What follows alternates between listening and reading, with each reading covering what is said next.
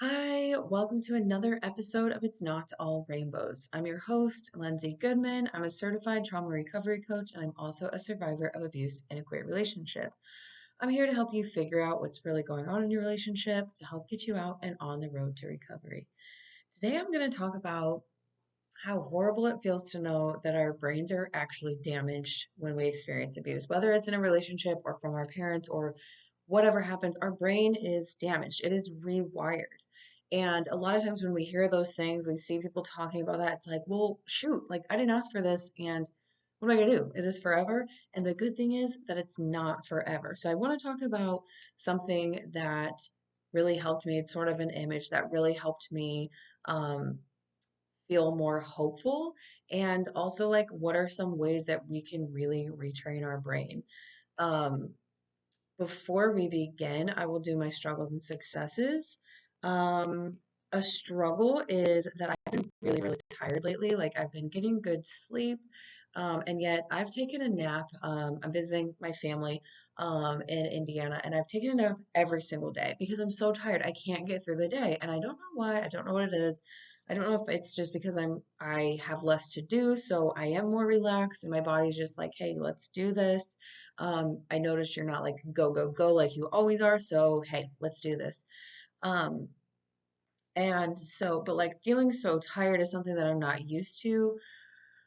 And so the success that comes with that is the fact that I'm just listening to my body. And each afternoon, whatever time it is, when I start to feel tired, I curl up in the chair that my mom has in her living room. She has this like massive circle, like round, fluffy chair. And I just curl up in that thing and pass out. Like my kid's just playing on the floor. And luckily, he's just been like, okay, my mom's asleep. I'm going to keep playing. Um, and I'm allowing myself to take naps, which is really new for me because rest is something that I have always struggled with. I'm very much like my worth is measured by my productivity. And you know what? That's just not true. Like our bodies need rest. Rest is not a reward. Rest is super important. So I don't know. We'll see what happens when we get back to Washington and real life starts again. Whether I'll feel this tired, whether I'll listen to my body, what that will look like. So, um, let's dive in. Before we do, I do want to apologize. I'm filming at night. It's 11 p.m. I have a little bit of time here before bed. I'm going to do this before I dive in. And the lighting's just not great. It's not great. So I apologize if you're watching this on YouTube. Okay. So when we experience abuse, like I said, our brains are damaged. The makeup of our brain changes. And I'm not going to go into the makeup of our brain and what shrinks and what grows and what this and what that because I'm not a brain doctor. I'm not a scientist. That's definitely something that you can research. How does the brain change after trauma? How does the brain change after abuse, which is probably less likely to come up because that's not usually the way that like professionals talk. It's just, trauma. But um it's changed. It's different. You know this because if you have experienced abuse, you know that you're not the same person that you were before you experienced abuse. You're scared. You've probably got CPTSD. You're jumpy. Your head is on a swivel when you're in public looking for that abuser's car, looking for them like walking into the coffee shop. You don't trust people. You have flashbacks. All the things that I have talked about for a while, we experience those that we didn't have before, unless, again, if you grew up with an abusive parent, you probably have more, like, you just grew up this way. Um, and so, like I said, it can be very discouraging. It can be very discouraging, and you can think, well, I'm never going to be the same. And, like, you won't be the same. You're going to be different. You're going to be better. You're going to be stronger, smarter, faster, whatever. Um, you can, though. You can retrain your brain. And like I said earlier, this is something that is a light at the end of the tunnel that we as survivors can hold on to. I think it's very important for us to have that awareness and not feel like there is no light at the end of the tunnel because that's how it feels when we're in it. We feel crazy. We feel like we're always going to be this way. Um, we feel like we are the cause, we are the problem, and we don't realize that the abuse is the problem. The abuse is causing all this dysregulation. The abuse is causing all of these, mental, physical health problems, and that can change.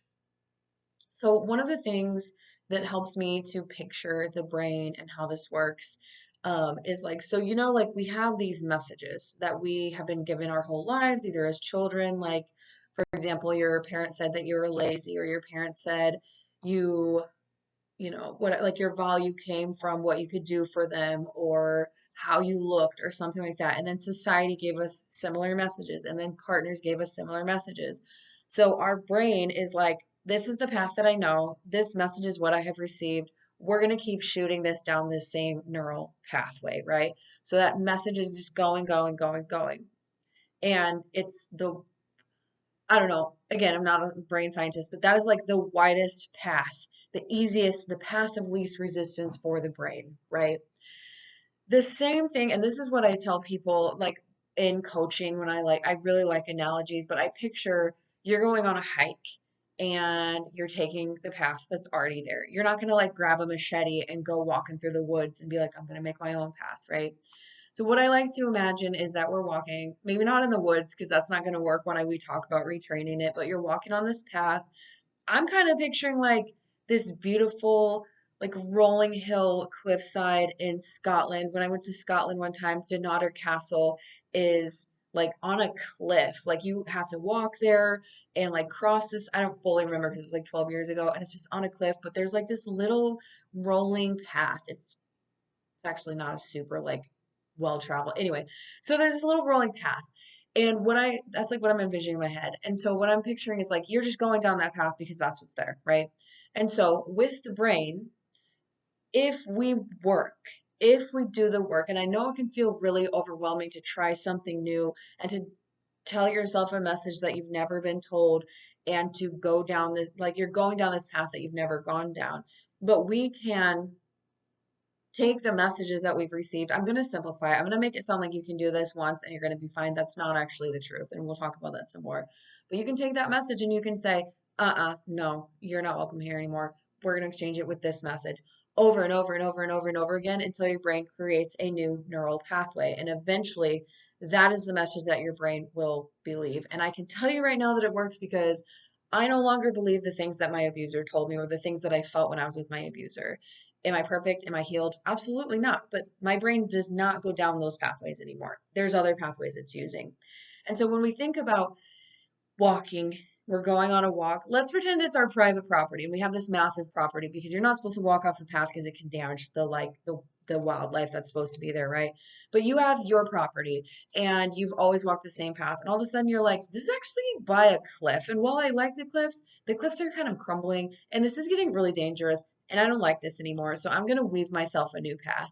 The first time you walk on that path, you're just making it up as you go. There's nothing there. There's no way to lead you, but you're like, I think this will be a really good path.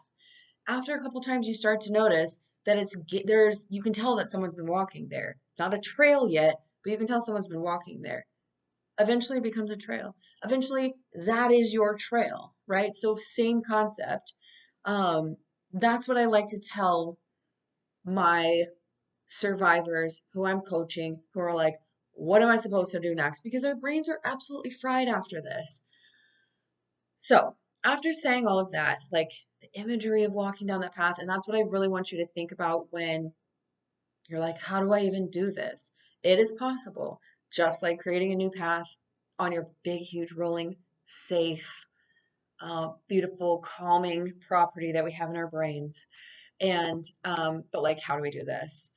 One way is, like I said, we exchange the message. And so I know this might sound really cheesy and like we've all heard like the toxic positivity and we've all heard the like just the like everything's fine, I can handle it because I'm not going to say the rest. But like life is the strongest battles, whatever. And so we've all heard that stuff. We've all heard like really cheesy healing stuff, but I do think that when you have that message, so say your abuser, trigger warning, right? Trigger warning, because I'm going to maybe say something that's the thing that you heard, but your abuser tells you that nobody likes you. And I actually did this. I had to work through this one hardcore. So that's a great example. Um, Nobody likes you. Nobody likes you. You're not a good person. That is what I was told. They were a good person. I was not a good person, apparently. And so I kind of started to believe that. And then after I left, things would happen where I would either worry that I was a bad person, and then I would have to stop and say, you're not a bad person because whatever that is. Or I would see people so loving and so caring and so like people I hadn't seen for 4 years, people who had never met my son, meeting me with open arms. Like when I went back to Spain after I left, I went back like a month after I left. I reached out to my friend. I just said I was going through a really bad breakup and I wanted to come to Spain and I just really wanted to see my friends. I planned on getting an Airbnb. And she was like, absolutely, I'll get the gang together. We'll love to have you. We can't wait to see you. And she lives in a town like 30 minutes from where I usually stay. She's got a little one bedroom. Like there was no, it was never like, we're going to come stay with you. Nothing like that. It was just like, hey, I'm an adult. I have a kid. We're coming. Is anyone going to be around? And a while later she messaged me and she's like, hey, I talked to my brother. He's got a place. It was November in this tiny coastal town in Spain. It's empty. They're not using it. He wants to offer it to you. You and your son can stay there for as long as you want to. And I just was floored and I cried. And I was like, why would they do this for me? They haven't seen me in 4 years. They don't even know if I'm a good person anymore. Maybe I've changed in 4 years. They knew. And they did this amazing gesture for me. So that for me was, a lot of times when we receive the same message over and over, the bad messaging, we look for further proof. That's just what our brains do. We're not doing it on purpose, but our brains look for further proof that we are worthless, that we're lazy, that we can't do anything right, all of that stuff. We do. But I started looking for proof, not like, oh, I'm going to ask everyone for validation. I'm going to see if anyone else thinks I'm a good person. But I would see that and I would see it for what it is. These people must think I'm a good person to go so far out of their way to help me when they have no idea what I just went through. They don't know how I'm going to show up. And they're just saying, hey, we have a place for you. Please come to it and stay as long as you want. Um, so things like that happen, and you start to look for proof of that and start to tell yourself, again, I'm just going to say on this one example, it could be for anything. So when you have that moment, I'm a bad person. Nobody likes me. Think, wait a minute. Why are my friends who I just completely abandoned for 3 years willing to slowly work things out with me and work back into a friendship? Of course, they're healing too. I understand that I definitely hurt them, but they understand what happened. They saw it for what it was, and they're still here. Why would they still be here if I was a bad person? They're still here. Start to really journal it if you have to. Write it down. My friends in Spain offered me a place to stay for 2 weeks. Like, how could I be a bad person? And really work through that, creating that new path for yourself. I fully believe that. I've read about it before. I tried it myself. There's still things I'm working on. A lot of childhood messages are very powerful and very hard to unlearn and, find new pathways for, but our brains are incredible. Are we ever going to erase what happened to us? No, it's always going to be a part of who we are. Our bodies remember those things. But as we retrain our brains and as we work through our triggers, which is another thing, which I don't think I've ever done an episode about, like, tips and tricks for working through triggers and ways to, you know, honor that those triggers exist and also minimize them so that you're not panicking when they come up. You're more just like, ooh, that's a trigger and I understand why. And, I'm not there today. I'm right here, so I'll be okay. I think I probably should I'm going to write it down right now, an episode about triggers and what helped me. And here's the thing, y'all, is I'm telling you the things that helped me. I hope it's valuable to you, but also we are different people and it might not work for you. So when I just gave you examples of what I did to train my brain, which was like looking for real life examples, slowing down and telling myself this isn't true. They didn't want me to have friends. Um, they saw that I was loved, and so they gave me this message. This is not my message. I don't need to repeat the message that they gave me. Or really, a big one was that I was a bad mom. And that's a very easy one. I thought I was about to wrap this up. That's a very easy one because moms are immediately, probably before the kid's even born. Yes, not probably. I have had a child.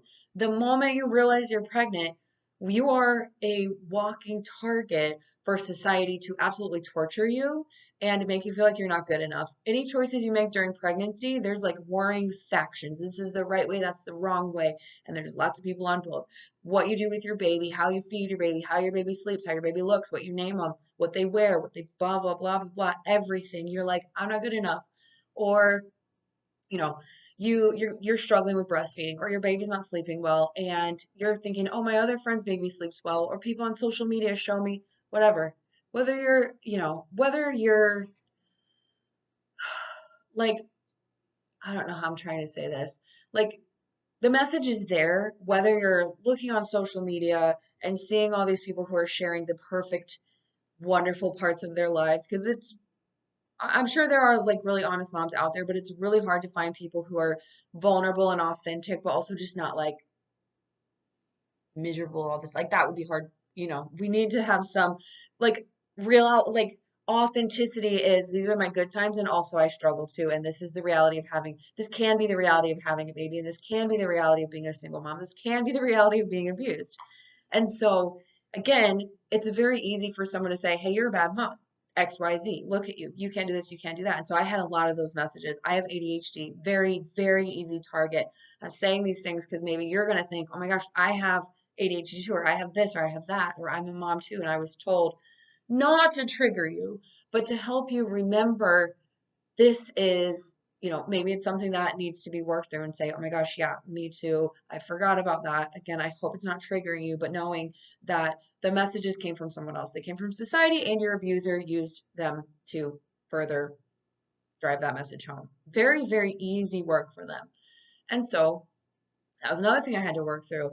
Am I a bad mom? Some days I still look at my kid, I'm like, I didn't do enough today, or I wasn't feeling very present today, or whatever. Here's the thing, whether you homeschool or your kid goes to regular school or your kid is 1 or your kid's 21, doesn't matter. I am not the kind of person, my child is homeschooled right now. Will it happen forever? I don't know. But I'm not the kind of person who's like, homeschool's the only way. Mm-mm. Public school is that, nothing like that. So don't get any weird vibes when I'm about to say this. But I homeschool my child. He does go to a homeschool program a couple days a week, not during the summer. I travel with him for long periods during the summer. It's just me and him, right? And yet there's still days where I'm like, I didn't spend enough time with him today. Like when you're together all day, again, this doesn't have to be your reality. Some of you aren't even parents, but like, why would I need to be perfect and present all day long? It's ebbing and flowing, and every day is not going to be the same. So now we're back to, again, maybe you're homeschooling, you're like, oh my gosh, me too. Maybe you're not. But the times that your kids are home, you're also having those ebbing and flowing, and we're all going to have mom guilt. We're all going to, anyway, I know a lot of you aren't parents, so please, I'm sorry that you had to bear with me through that. But we have those moments of feeling like bad moms or bad parents, and we have to work through that. I have to stop and I have to say, yeah, okay, today you were tired. You worked 3 days, 3 long days. I worked 40 hours in 3 days, which is crazy.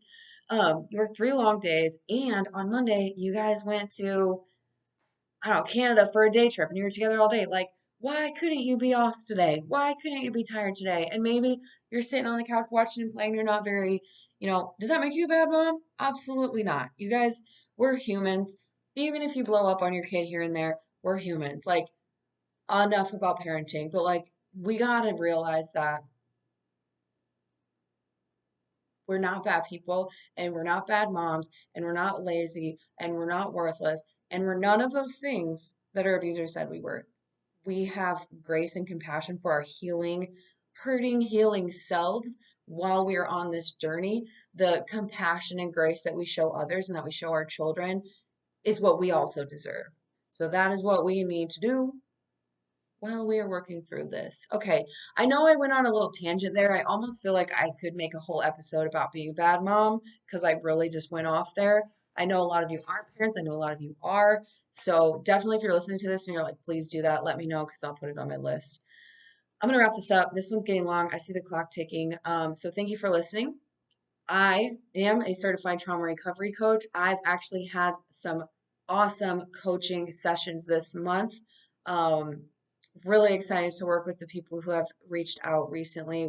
It's one of those things where like sometimes I will go a little bit without coaching because my schedule just doesn't allow it. And then I'm like, am I a coach? Like, am I really good at this? And I'm not gonna be like, oh, I'm the best coach ever. But when I'm sitting with someone and we're talking through something and I see the aha moment and I know that like, are they gonna be fine tomorrow? No, but that I just helped someone unlock something that was locked and that they can now work through and that they can now use as a coping skill or they can now use, to heal, is really incredible. And I want to be able to do that with you too. So if you are listening to this and you're like, you know what, I've been thinking about it for a while, it's time, check out my availability. You can go to the lindsaygoodman.com click on the coaching tab, or you can go directly to calendly.com/Lindsay Goodman. If you like this podcast or if you're watching on YouTube, please rate, review, subscribe. I always read the reviews on Apple podcasts. I don't think I can see any reviews on Spotify. I don't know, but I do check and I'm like, oh, another thank you. I do really appreciate it. So thank you so much. Please go and do something nice for yourselves. I know this isn't a fun topic, and go drink some water. Bye, y'all. I'll be back next week with more.